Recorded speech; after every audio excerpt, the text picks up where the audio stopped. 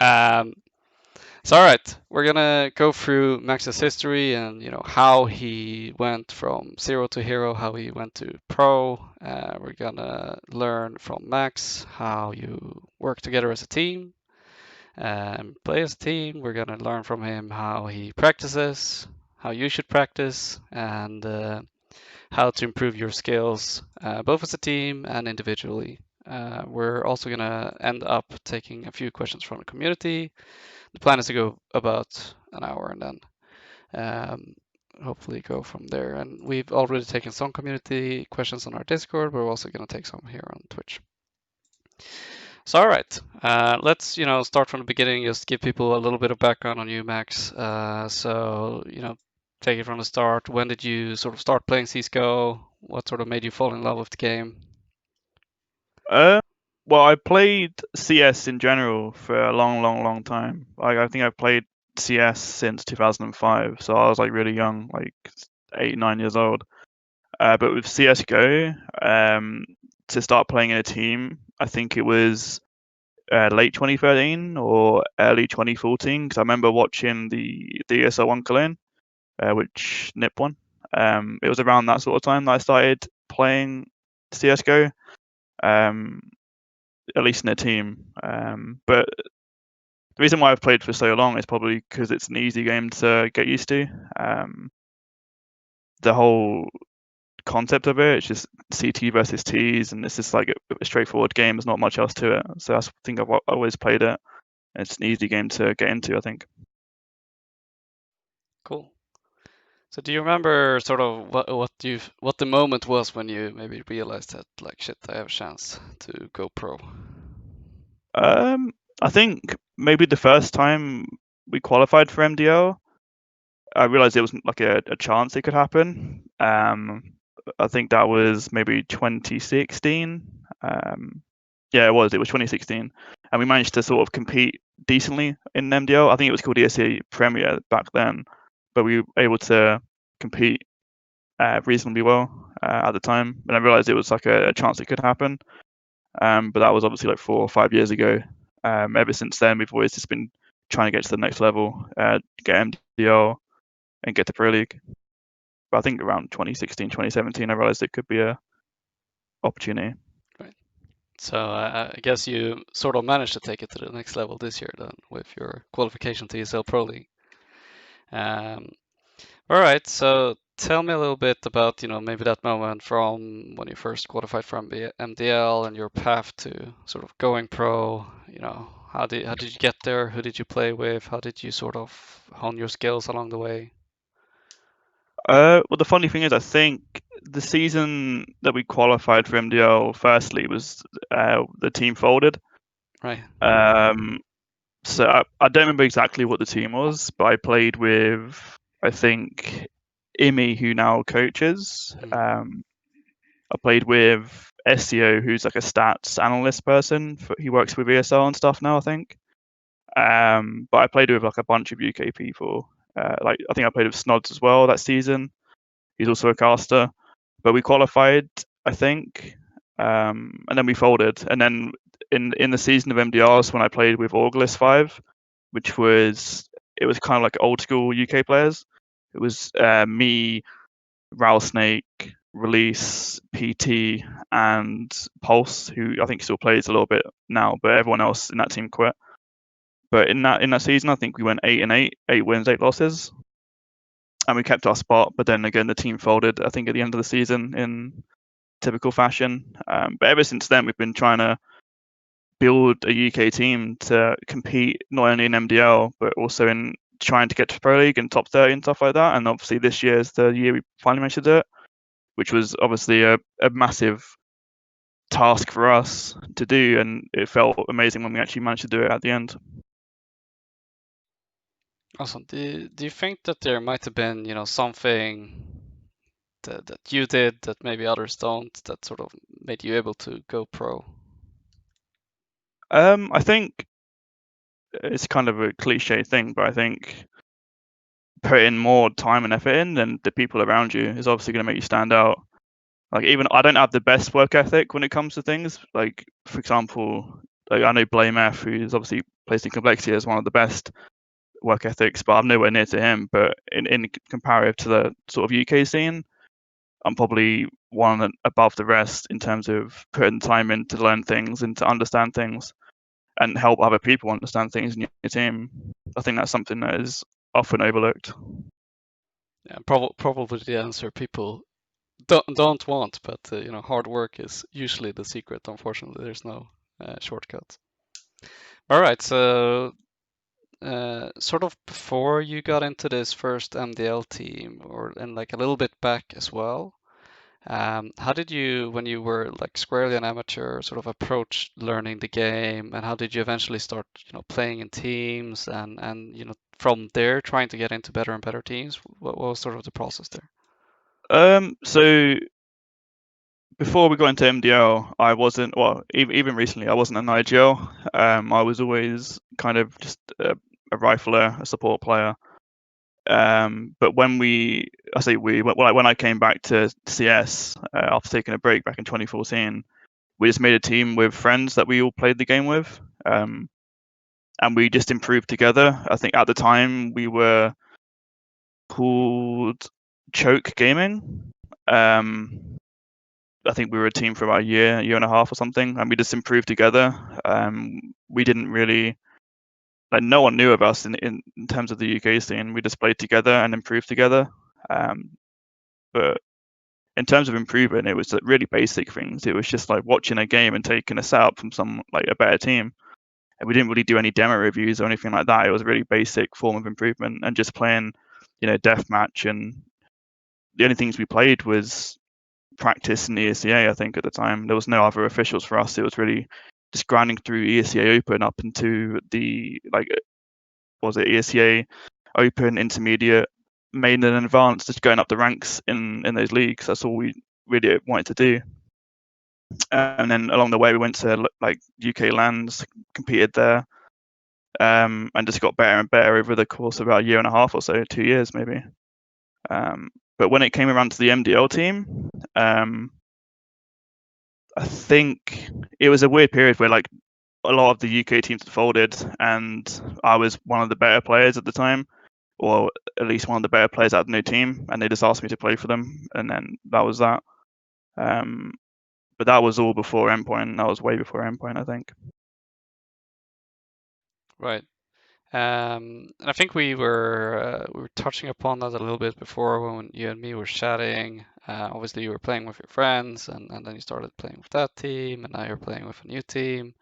And in some way, your new team has a core which maybe not everyone is familiar with, and you sort of made it in together to the top 30 as a team, which is, pretty rare. Usually, you have an experienced core that's been in the top before, make it in, and then they pick up some young prospect from FPL.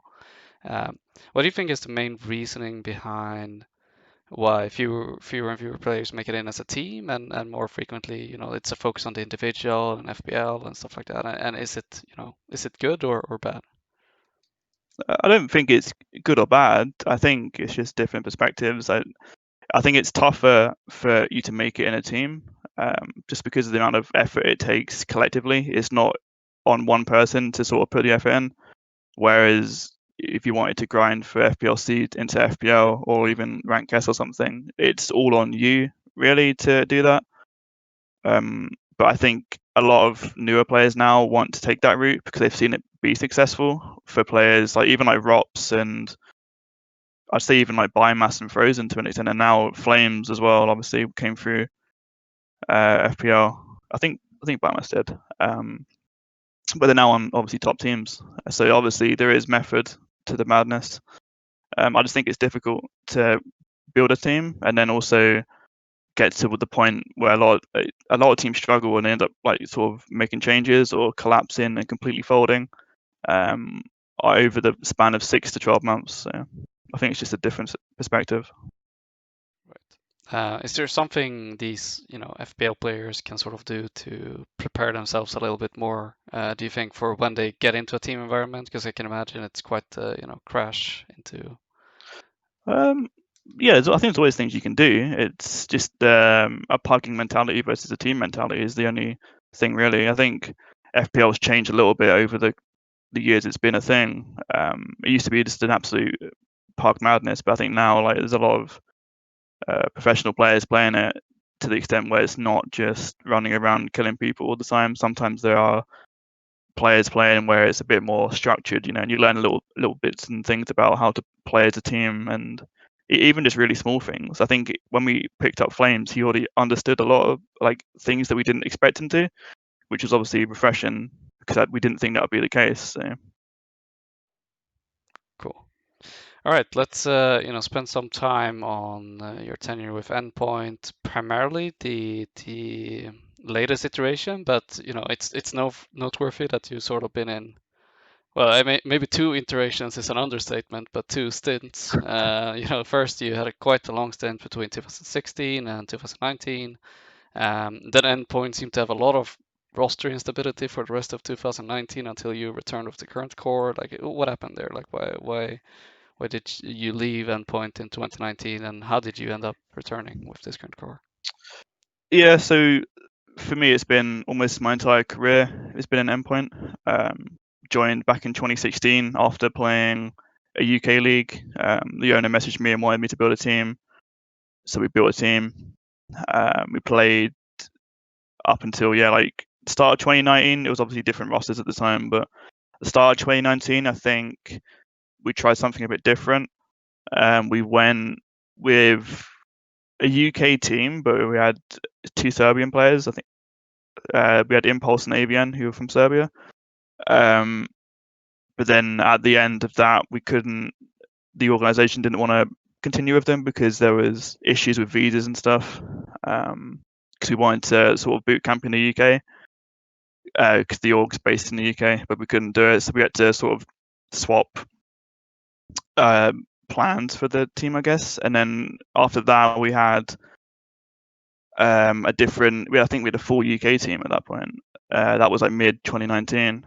But then again, it wasn't really a team that was good enough to compete at the level that I wanted to compete at, and I think Endpoint wanted to compete at. So at the end of the season, which was around June, July, I think 2019, they decided to just drop the team, which included me. So that's when I was teamless for a short period, which I think I did an interview before, but I mutually agreed to it. I saw no issue with it. I agreed that it wasn't really a good enough team. So I was teamless for a couple months, and then we built this core team that we're in now to play WSG qualifier, and the rest is history, I guess. Sure.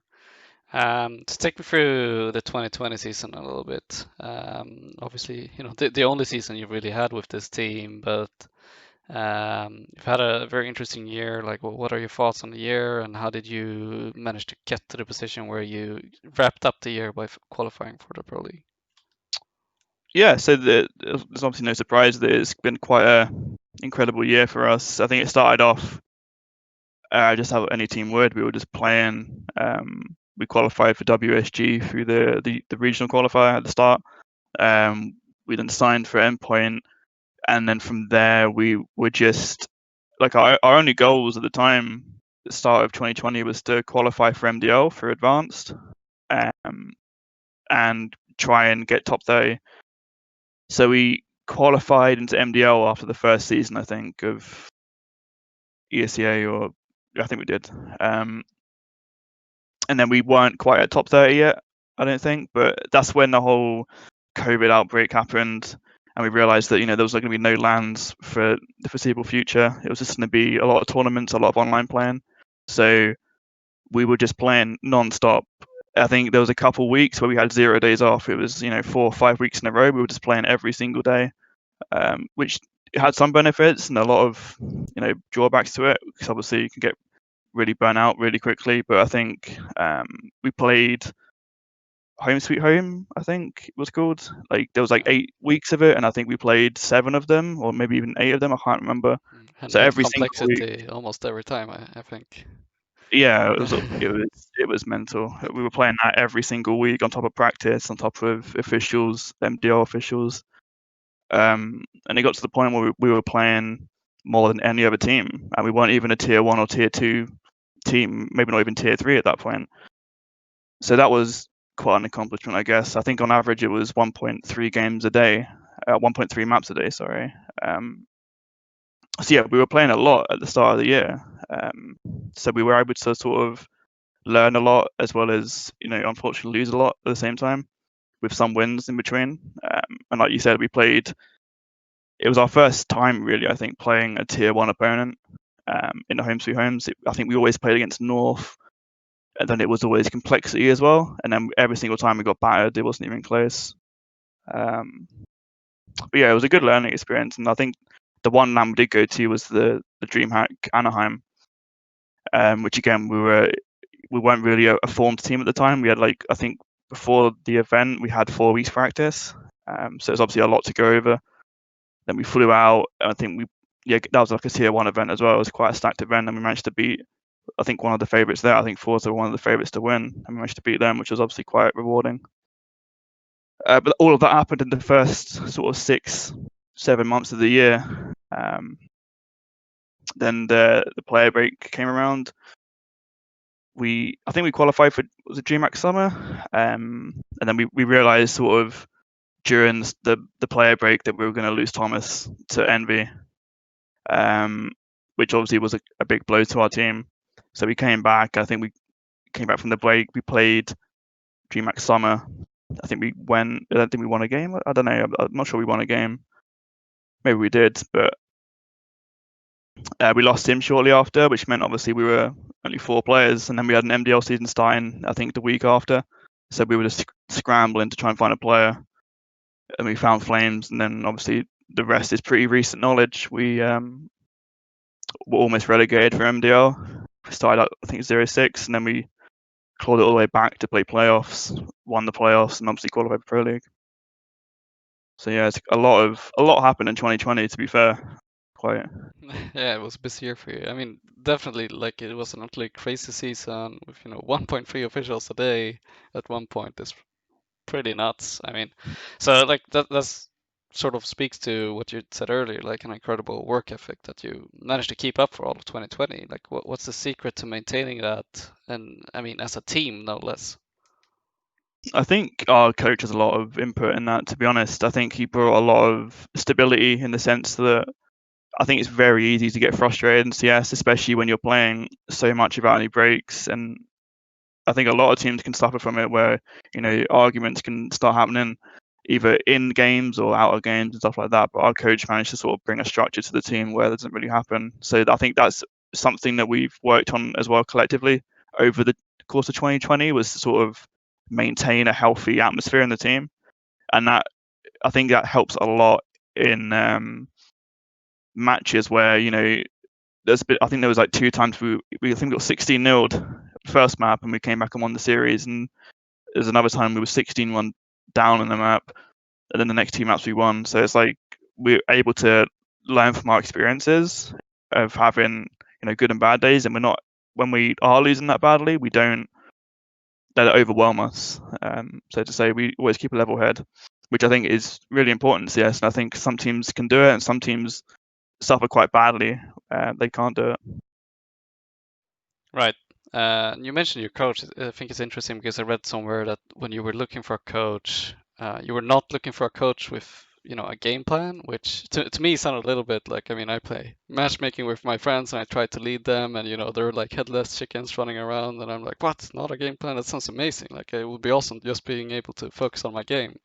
But like for you, obviously it's different. And like, why did you not want the coach to bring in a game plan? Was there something else you were looking for? Yeah, no, it wasn't the sense we didn't want a game plan. It was a sense that I think a lot of coaches perceive their coaching style differently, and what I didn't want was a coach who would come in and sort of demand or expect us to play CS the way they want to play it, rather than it be a team effort. That's the only thing I really wanted, because I think it's really important for everyone to be comfortable in the team. At the same time, have structure. Like, I'm not saying no structure at all. Like, I bring a lot of it to the team, but it's a matter of finding a balance between having people comfortable with their roles, comfortable with how they play, and also having that set structure in place, I think, and that's all I really meant by that. So when we picked up Ross, he felt the same way. He doesn't want to overly influence how we play. He doesn't want to, say, "Oh, we're definitely doing this, and we don't do this." Like, I can't coach you. He does bring some input, but he also brings input in other areas, which Right, I think got it. quite important. All right. So, somewhere along the road, and this was a little bit before the current roster you're playing with, you went from being just a player, so to say, to being an IGL as well. How did that sort of happen? How did it come about? I think it started 2018. It initially started in 2018. We found ourselves in a team where we had no IGL, and it was a pretty weird team. It was sort of freestyle calling, sort of everyone calling. It didn't really work, and obviously we didn't get good results because of that. It was a very peculiar team. So it got to the point where it was, I think, the 2019 where we had the two Serbians. Impulse was calling in that team. But shortly after that, when we realised that it obviously couldn't work because of the reasons and whatnot, that's when I had to start IGLing. So it's been fairly recent, I'd say, like the past year and a half, 2 years, really, of actually committing to doing it. But the reason was because there was no one else to do it. There was no other IGLs in the UK, really. There was just me, and I realised that if you want to stay in the UK scene and get a good team, I'm gonna have to learn something different. So I just took it upon myself to just do it. No other reason than that, really. Right. And I also have like a quick question because I know Robin has quite a long history as an IGL, your teammate.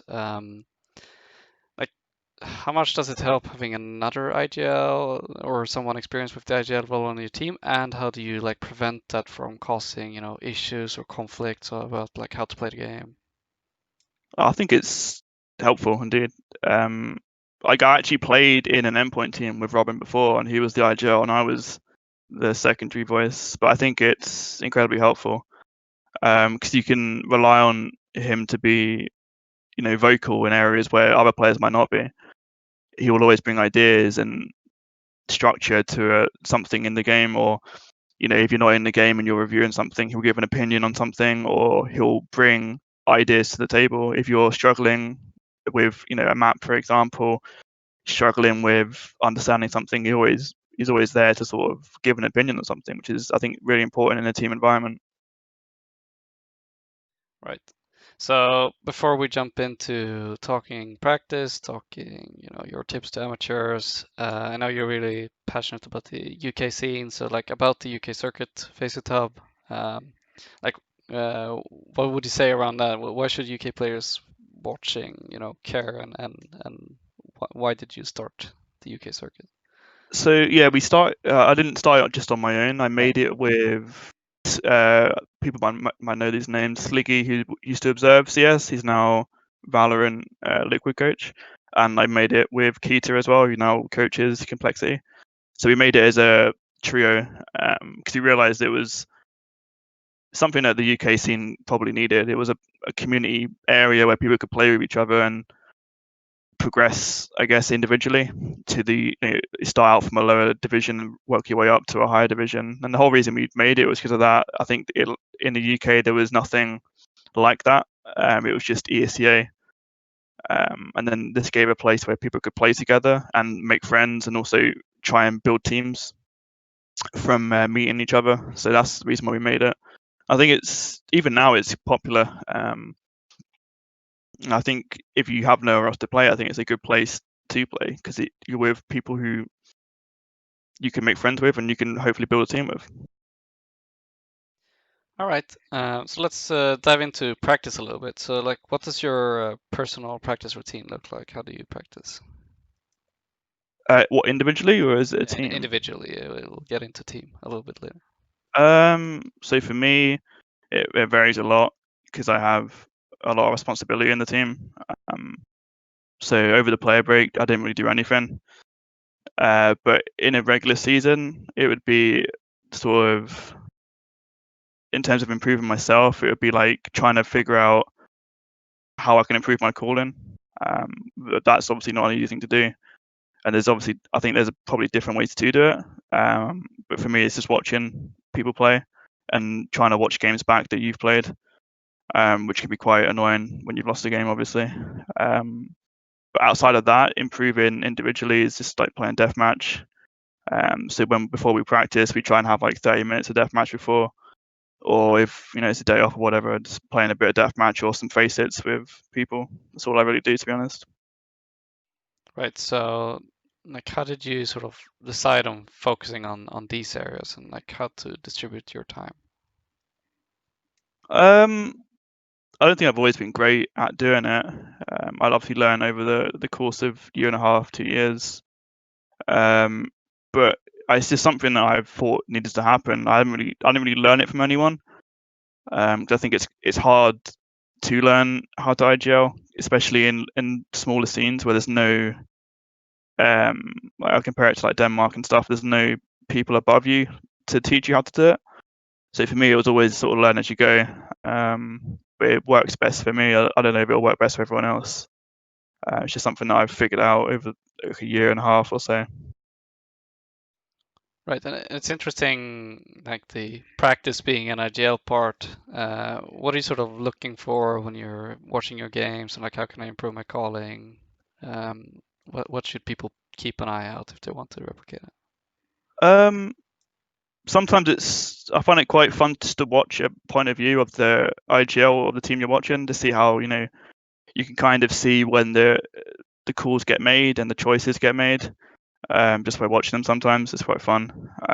But at the same time, looking at the bigger picture of things, like when I watch a game back, it's not a case of just watching it.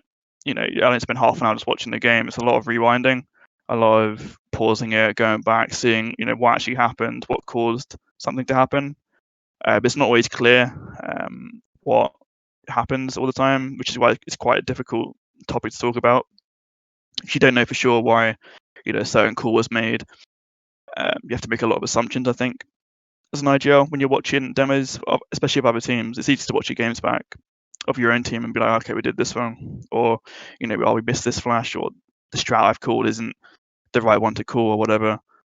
But it's a lot of looking at the small areas of the game. Like you might not even realize that someone's made some sound somewhere and that's what they're reacting to, or it might just be a call from the start of the round. It's just a lot of demo watching and rewinding and trying to figure out what's going on, especially in tier 1 games.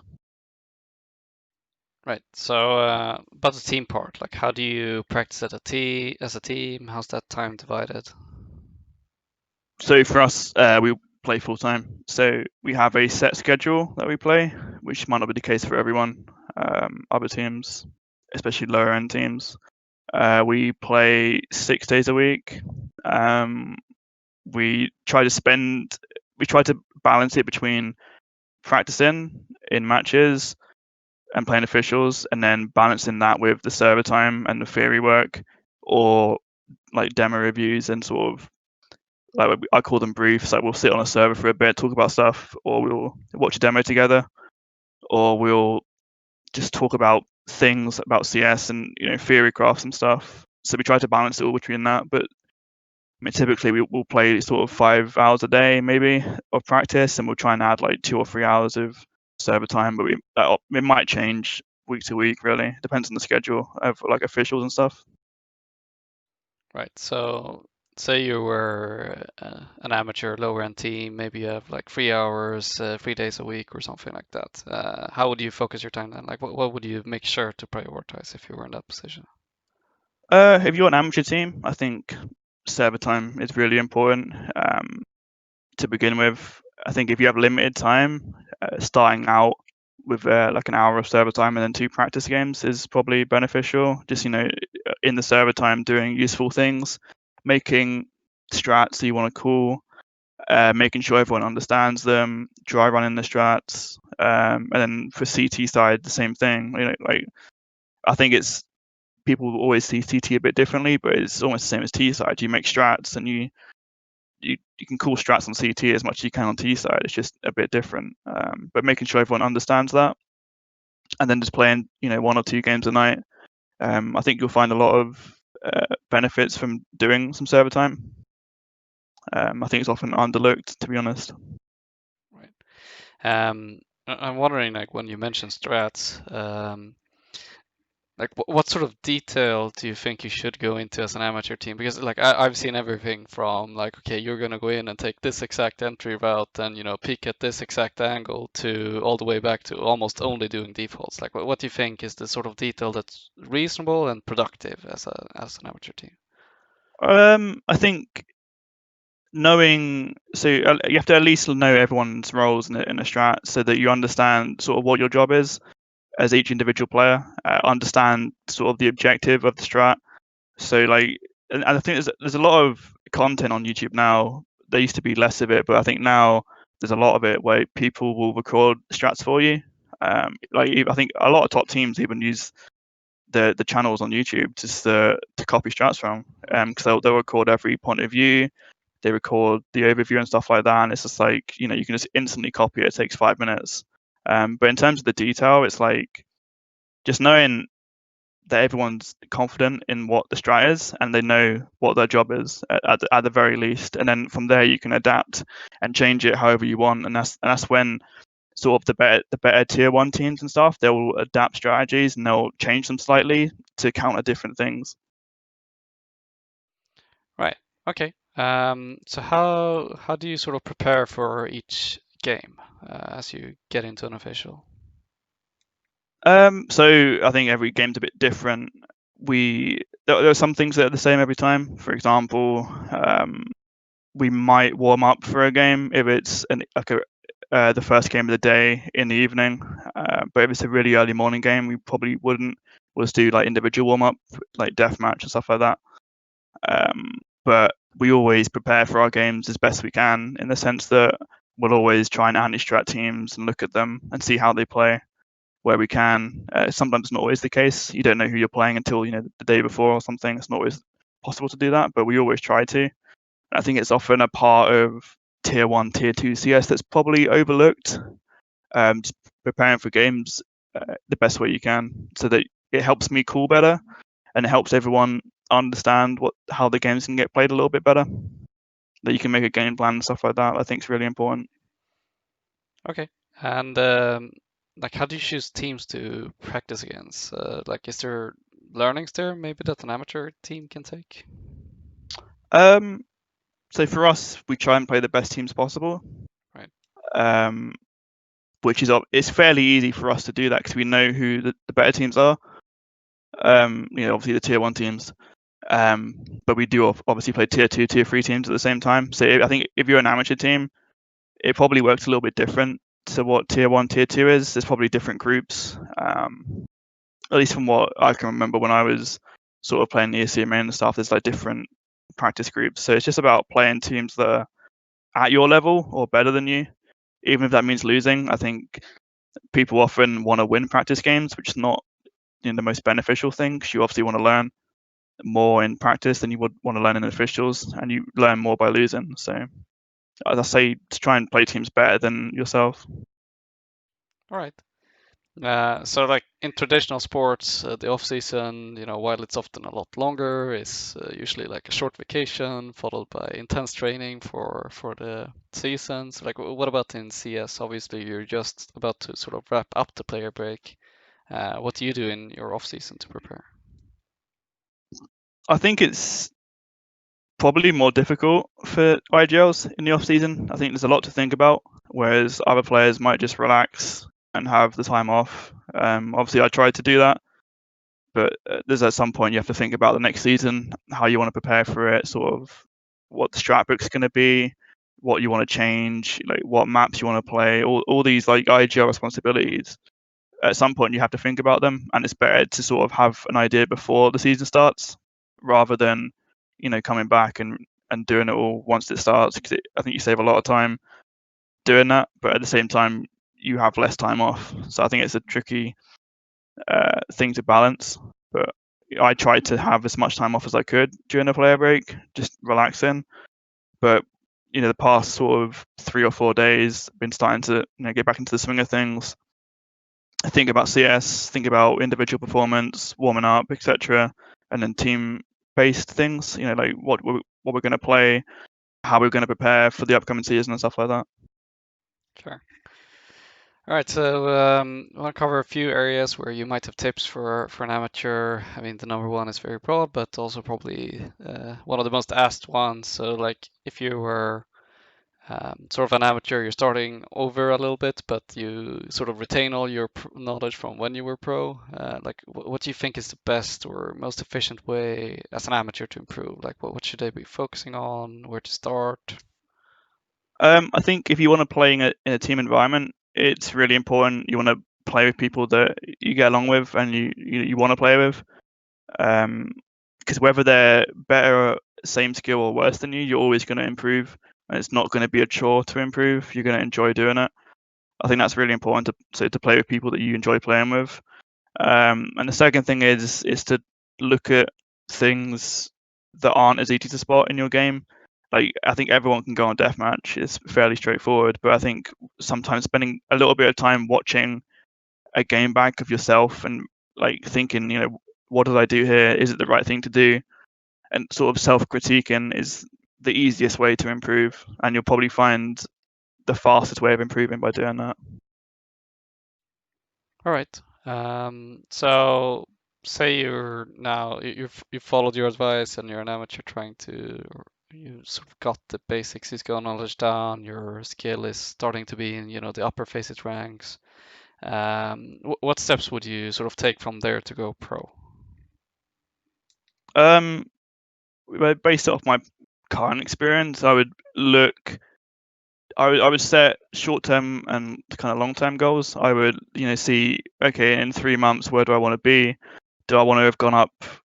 Maybe like 3 months is a bit short, but a season of ESCO, for example. How do I want to have performed? Do I want to see a promotion? If I'm in a like ESCO Open, then yeah. If I'm in advanced, is my goal going to be to get MDL? And it's like, if I don't make it, how close did I get, and what can I do next time to improve? That's probably what I'd do the most if I was in a team. But if I was more so going down the route of like FPL and FPLC, that sort of thing, the only thing you can do is um, do the self-critiquing that I said before. You can't really make short-term goals. It's like, what's your goal going to be? Get promoted. Okay, I didn't do it this season. I came 10th. So next season I'm going to try and do it again. There's a lot of randomness involved, I think. But in a team environment, I'd make short-term and long-term goals and just evaluate at set points, how far did I make it, if I did make it, or how close did I get, and figure out ways to improve, or if you accomplished it, then obviously you're on the right path. Yeah, I think that's a good point and often very overlooked to just use goals as a way to sort of keep you heading in the right direction. It obviously sort of forces you into a learning mindset as well and not stagnate. Yeah.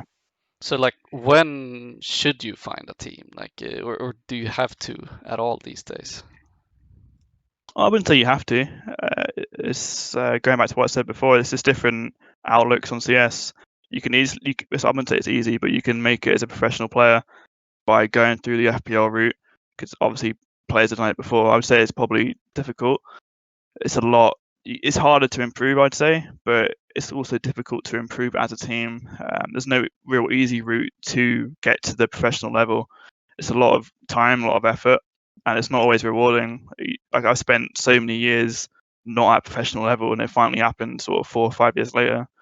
But it's a matter of realizing that, and then sort of balancing the time between going professional and doing whatever you're doing. I think from what I said before about setting goals and stuff, I think you should probably look to get in a team whenever you want to. I don't think there's a set period because you can start from ESCO Open. It doesn't really matter. Um, but I'd say it's probably easier when you have like some sort of basic knowledge of CS. I don't know how to compare it to like ELO or something. I think it's quite a subjective topic, really. But I think as soon as you want to get in a team, you should try and find one. Right. Do you think there's, by the way, anything? Because like I think the main problem for a lot of amateur teams is they just tend to fall apart very frequently and very quickly? Do you think there's anything that can be done to avoid that? Yeah, I can understand why. I think there's less time spared to play CS, and I think there's obviously a lot of frustration as well that can build up in amateur teams. I think being quite transparent about the objectives you want to accomplish in a season is one of the first things you can do. Because even we did it in our team a year ago. We built a team and then we outlined, what we want to achieve. And I think any team can do that. Whether it's being transparent about the schedule, how much you want to play, or if you want to promote into intermediate or something, being open about it is obviously the best way. Because if you find out that one of your players can't play as much as you want to play, then it's going to be an issue.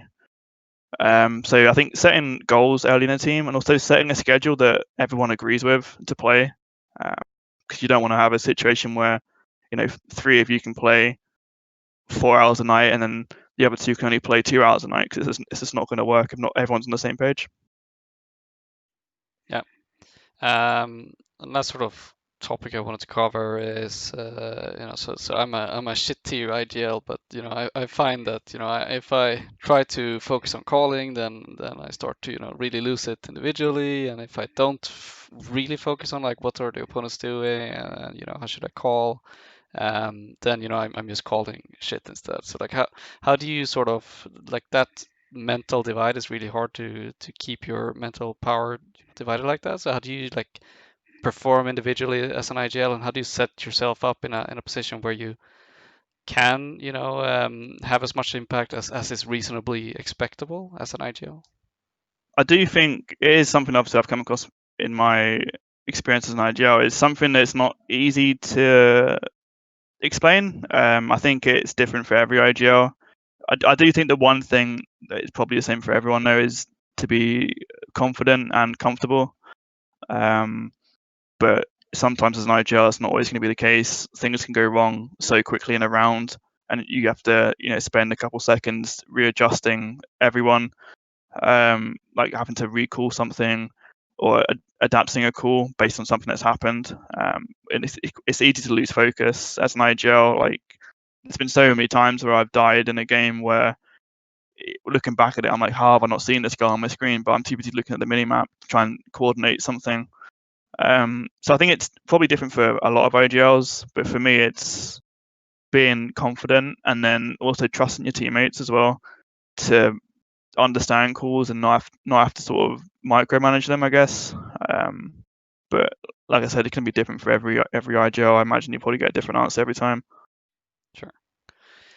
All right, and before we take questions from the community, like how do you think, as an IGL, obviously a lot of the power, a lot of being an IGL is adapting to what the opponents are doing and trying to keep an eye on trends that's popping up. How do you do that effectively? Do you have any tips for someone who's just starting to try and understand what the enemies are doing? Like, should they keep a notebook, or what's how should they make sure to keep an eye on it? I think, yeah, I think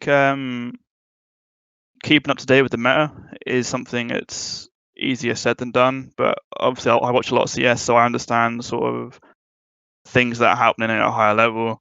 So when we spend our time on a server, for example, I don't have to we'll create some like a strategy or a setup that will counter something in particular, so that in a game, if we realize, or say we prepared for an official game and we realize that a team's playing a certain way, we can call something that we've already gone over before and we've already practiced that counters that way of playing. So if something does happen, I can call it on the fly and say, okay, let's do this, rather than having to explain in the game, okay, well, they're doing this, so we have to do this and this to stop them from doing this. And then if you call in that in the middle of the round's probably already lost by the time you call it. So I think having good preparation and good practice is the easiest way of trying to counter teams in the middle of a game. But that's not always the case. Like there will be times, and I've experienced it before, where we can't adapt in the middle of a game because we haven't prepared for it. We don't expect what's happening, and it's really difficult to sort of mid-round call. But that's when it gets a bit sort of chaotic, and people can call wherever they want and adapt however they want. that's really the only way of doing it. All right, so now we're going to take 10 to 15 minutes to take questions from the community. We had some in the Discord thread earlier that I'm going to start with, but if you want to ask a question for Max, then leave it in the chat now. One of the first questions I sort of got, it's been asked in multiple ways now, is like, how do you sort of prevent or stop tilting? And I actually think this is a great question for you. Not that you're a big tilter or not a big tilter, but you've had a lot of rough series this year. Like you started off against Sprout, going down. I think you lost your map pick, and you did the same against Mousesports, Mad Lions, and then you got back and won 2-1 anyway. You started MDL down 0-6, and then clawed your way the entire way back. So obviously you got some sort of mental fortitude going. So like, what's your take on this? How do you avoid tilting? What do you do for your team in those moments? The weird thing is, I used to be quite a big tilter. Like before, a couple of years ago, like I used to, the smallest thing would just send me off the rails. But like I said before, with our coach Ross, he sort of brought this idea that what's the point arguing in a team in the middle of a game that's not going to achieve anything. So as a team, we look at the game differently, especially in official games. Like for example, we got absolutely battered by, I think we got 16-0 by Mad Lions, I think, and then 16-1 by Mousesports in a different game. And I think But 16-2 or Sprout, those are the games I was thinking of yeah, most in a yeah, it while. was. Yeah. Yeah. And they're all the first game, the first maps of the series as well, so it's even worse. But I don't know, we rather than focus on, we've lost 16-0 or 16-1 or whatever, there's nothing to gain from focusing on it. That's how we see it. So we know that in the sense, the first two, the 16-0 and the 16-1, they were best of three, so there's two more maps. But the Sprout one was the first map of a best of five, I think it was. So there's four more maps to play. So there's no point focusing on it now. But that's sort of like post game tilt, like mid game tilt. I don't know. I don't think anyone on the team really tilts in an official mid game, like especially important games. It's like there's always something you can, rather than dying and tilting and whining about something. It's always like calling how you died or where the person is rather than tilting. I think it's just something we've learned over playing so much, I guess, that there's just no benefit to tilting. If you're going to tilt, do it on your own, like mute your mic and no one else wants to hear it. I guess it's the best way of putting it. There's no other secret than that, really. All right. We had another question from Saltzman. He's an IGL, it seems like. He's saying, as an IGL, what is it your teammates have to think about in the ongoing round? And what feedback do they sort of give you? And what do you and what do you not micromanage? So like a lot of things we'll do in server time is making setups and talking through it was CT side, like setups and how we're going to play, and T side it's more sort of strategies and defaults. So depending on what side it is, there's a bit more freedom. So, and it also depends on the map really. Some maps I give more freedom than others. I think maps are different in that aspect. But for example, on CT side, that's probably the most freedom you're going to have, at least in my team. They can cut as long as they're doing something that is we pre-gone over or adapting to something.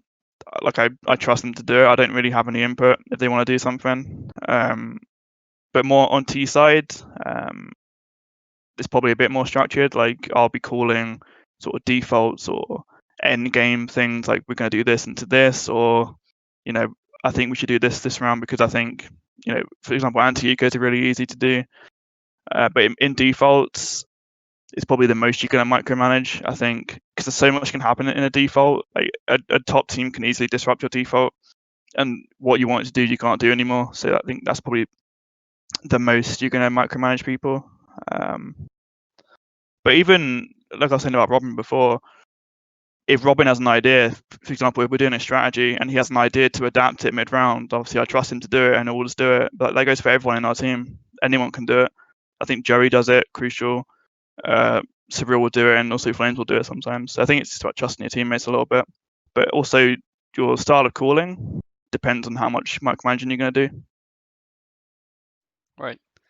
So I have another question from Squid, TNT, more actually.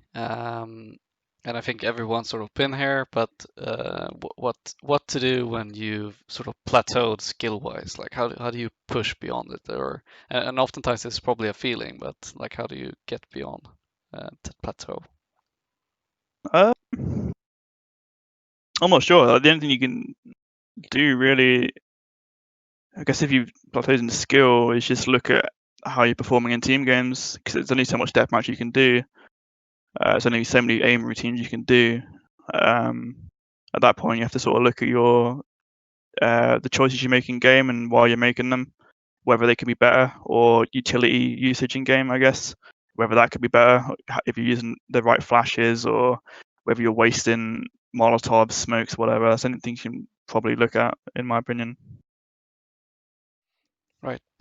We got a question here from the chat. It's a rather long one, but so I'll try to make it a little bit more shorter. But Ogadanoob asked, how when as you're sort of going from a casual competitive player to semi-pro and pro scene, what does the landscape look like, pay-wise? Like, is there always sponsors and a salary involved, and when does that sort of come into play, and when do you sort of start being able to maybe sustain yourself? I think is maybe what he's asking here.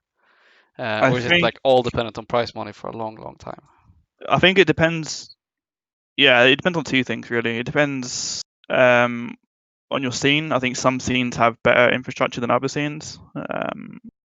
So that's one thing to take into account, and the other thing is how successful you're going to be. So in terms of like salaries and stuff, I think at the minimum you'd have to, at the bare minimum, you'd have to be in advance, like a top playoff team in advance to get a salary. I think that's, but I might be wrong. I don't know of a team outside of advanced that gets salaried, but even I think the bare minimum has to be advanced in ESEA. Um, but even then, I don't think it would be that much. I think when you're more towards MDL, you'll get paid enough to be a professional player, and obviously salaries can get ridiculously high when you're in like pro league and Flashpoint and stuff, as people probably know, like 10,000 euros a month upwards and stuff like that. So I think it depends on a lot of factors, but I think the minimum really you have to be ESEA advanced, like a playoff team, probably. Right. This is a little bit related to Tilt, but Asantos asked, like, how can you get your team morale up when you're sort of struggling to put rounds on the board? How do you like reset and turn that around? This is relevant for me as well, actually, because we always go 0-7 at the start of every match ever. Um, I don't really think it's the responsibility of the IGL Right.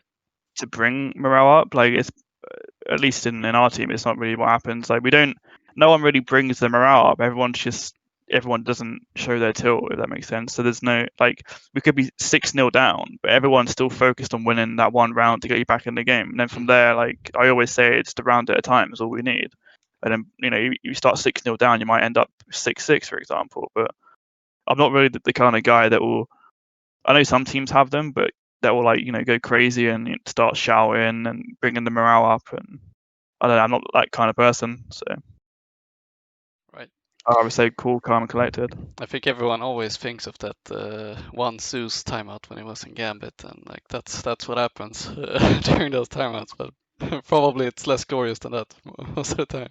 Yeah. So Kirikos asked, like, what's the most important aspect of being able to IGL properly? Like, what's the top attribute that an IGL needs to have? I think knowing that you can be wrong is really important, because like I think it's easy when you're an IGL to sort of say, this is how we're going to play. Um, we're going to do this and this, but then when it's going wrong, you can't double down on how you set the team up, because it might just be the wrong style of play. That's something that I've learned, especially like knowing that the way that I've done things is wrong, or the way I'm calling certain things is wrong. And you have to be open to sort of critique. Like, no one should be immune to critiquing a team, especially the IGL, because it's one of the most important roles in a team to call how you're going to be playing. So I think that's probably the most important thing. knowing that you can be wrong and spending the time to sort of talk about it and fix it. Right. Anna Worf is asked, what are you looking for when looking at your own demos? So in a team environment, we're just looking at. So I've got to try and remember sort of what I called in a round and whether it's the right call and whether also the strat that I've called we've done it right. So it might be that I've called a round and we've missed a flash, so someone's died, or we've missed a whole set of utilities, so then the rounds just fell apart. That's obviously the easier things to notice, but also trying to figure out whether the way that we play is really anti-stratable. Because I think a lot, like especially amateur teams won't look at that, and tier one teams probably look at that. I'm not too sure, but knowing whether you're playing a style of play that's easy to read for the opponents and easy to anti-strat is something that I always have to take into account, because you never want to play against tier one opponents and be anti-stratable or easily anti-stratable, because you're just going to lose every single time. Outside of that, like looking at my individual stuff, it's like whether my thought process is right or whether I'm doing the wrong things or putting myself in the right position in certain rounds depending on where I play. I think that's covered most of it, I think. Right. Can't remember who asked this. It was because I didn't write it down. But so the question is essentially like how you approach picking up a player. So, for example, when you pick up Flames, like Thomas leaves, and you start getting emails and tweets from hopeful people who are hoping you will pick them up. Like, how do you go about picking up a new player? What's the process like? So from our experience, when Thomas left, for example, obviously we had 4 players. We had to figure out first of all the type of player we wanted. Obviously, it's fairly easy, a rifler. So we knew we were looking for a rifler. Then the second thing to think about is what type of player do we want. Obviously they have to be able to speak English because we speak English in our team. So again, it narrows it down a little bit. A rifler who speaks English, and then from there it was a case of making a list. So we were looking for either talented or experienced players. So we went for HLTV, filtered by rating or whatever, making a list of players. And then we came across Flames because we included FPL, like free agents in FPL. So we added, I think we added Spinks as well. So we added the 2 Israeli, Spinks and Flames. And then when we compiled our list of players, we just started watching their games. This was more so me and Ross, our coach, started watching their games to see whether they're like the right fit, how they play, whether we like how they play. So in the case of Flames, I think we watched him play with Singularity, I think it was. And we really liked how he was playing, the choices he was making. Obviously, he was really crisp as well with his aim. So then we just asked him to play with us, and then that's how we got Flames, really. It's actually super insightful. Thanks for that. So, I mean, essentially, become a great player, and then get your profile on HLTV and FPL, and that's where you go to look for free agents, essentially. Yeah, that's why I mean it can be a viable path Yeah. to be professional, because obviously if you're in FPL, you're going to be skilled enough to be in a team. Right. It's just whether you're a free agent or not, really. Okay. Cool. So last question before we leave off, and this is gonna be your toughest one yet. So not James. So whoever is asking, Simple or Saibu as a teammate. As a teammate, I don't know. I've heard a lot of good things about Zybu, but I don't know anyone. Like I talked to Alex, who obviously played in Vitali with Zybu, and he played him in first hand, so he has a lot of good things to say about him. But I don't speak to anyone that has played with Simple. So for me, it's probably a biased answer that I'd pick Zybu just from hearing Sure. the things that he can do. And obviously, he's like the best player or one of the best players in the world. So and he's also apparently a great teammate. So I'd choose Zybu. Awesome. There it is. So your prediction for the HL2 top 20, maybe. Um, So, all right, that's it for us. Thank you, Max, for your time, your insight, and for being able or willing to share your experience with the community. Look forward to following your career. Is there anything that you would like to let people know about in terms of what you're doing this year, what to look out for, or anything you want to say? Well, first of all, thanks for having me. I think our first few tournaments start in the next couple of weeks if you want to follow us. Otherwise, we're going to be playing in ESL Pro League in a couple months' time. Should be good.